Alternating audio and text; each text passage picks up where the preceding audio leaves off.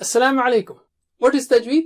To recite the Quran nicely, that is according to makharij and sifat of the letters and other rules of recitation, the qawaid. Let us take makhraj. The word makhraj means exit, but in tajweed it means the place where the sound of the letter is exiting from or coming out from, or the articulation point of the letter. For example, we have ma,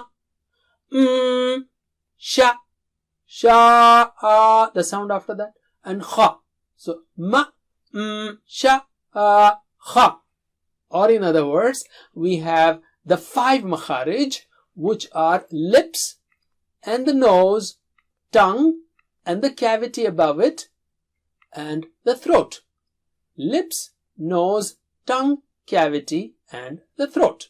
Please visit understandquran.com for our courses on Read Al-Quran, Learn Tajweed and Understand Al-Quran, and for one-to-one learning. Jazakumullah khair. Wassalamu alaikum.